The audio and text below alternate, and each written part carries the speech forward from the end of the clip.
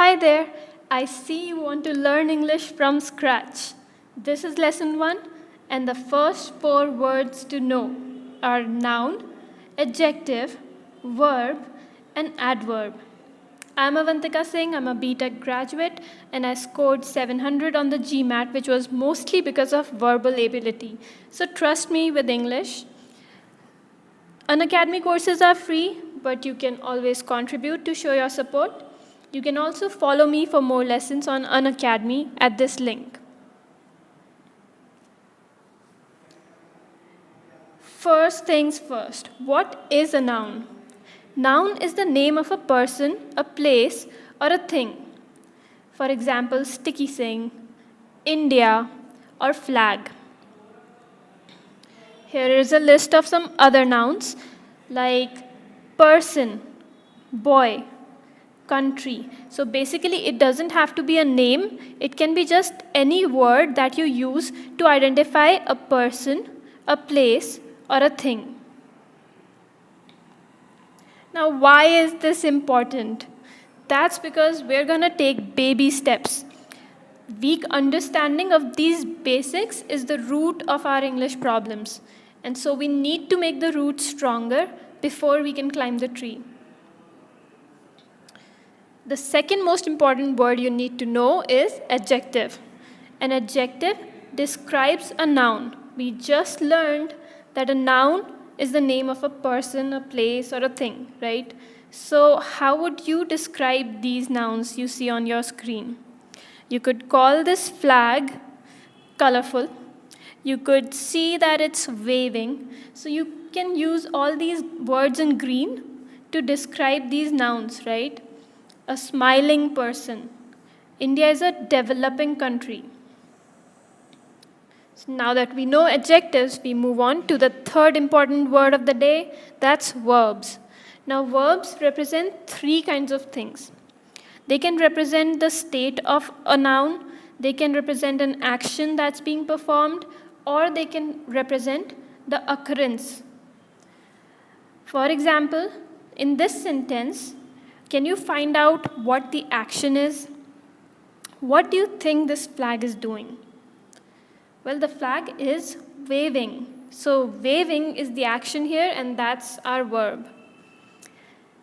Now, if you notice what I've written here, you might think to yourself that we just looked at these very words as adjectives. Remember in the previous slide I told you this is a smiling person, and there smiling was an adjective. However, here I'm saying that smiling is the verb. Why is that? That's because whether a word is a verb or an adjective, it depends on how it's being used. So here, smiling is actually the action. This guy is smiling a lot today.